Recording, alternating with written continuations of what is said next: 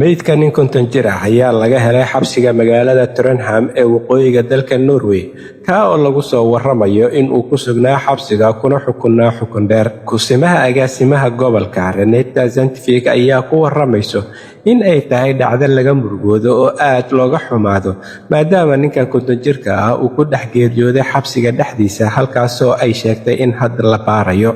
Hay'adda xabsiga maamusha ayaa sheegtay in aysan hadda doonaynin in ay faahfaahin ka bixiso ama ay ka hadasho goorta uu geeriyooday ninkan iyo sababta uu u geeriyooday uguna dhex dhintay xabsiga dhexdiisa.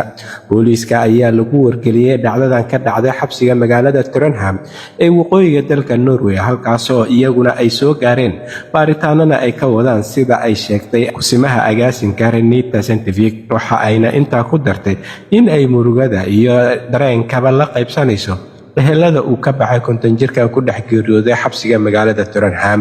Geeridan ayay ku tilmaantay mid aad looga naxo, ha yeeshee waxa ay sheegtay in ay dhacdooyinka noocan ah ka dhex dhacaan xabsiyada oo ay mararka qaar dad ku dhex geeriyoodaan. Booliiska magaalada Trondheim ayaa hadda sheegaya in uu baaritaan wado, ha yeeshee waxa uu diiday in uu wax faahfaahin ka bixiyo waxa uu u geeriyooday qofkan iyo sidoo kale goorta uu geeriyooday iyo dhacdada waxa ay xambaarsan tahay iyo sida ay tahay. Ha yeeshee waxa ay ku gaabsadeen in ay hadda baaritaano ku jiraan, natiijadana ay dib dambe dadka kala wadaagi doonaan. Konton jirkan ayaa la sheegay in uu xabsigan in muddo ah ku jiray, qorshuhuna ahayd in uu muddo intaa kasii badan kusii jiro oo uu ahaa xabsi dheer qof lagu soo xukumay.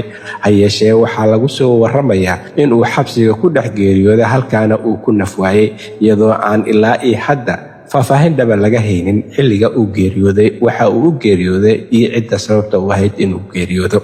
Halka warka kiisa ugu doorkaroon uu idinkaga imaanayo waa Somali Voice Norway ama codka Soomaaliyeed ee Norway, waxaana idinla socodsiinayay aniga oo ah Cabdullaahi Shiine.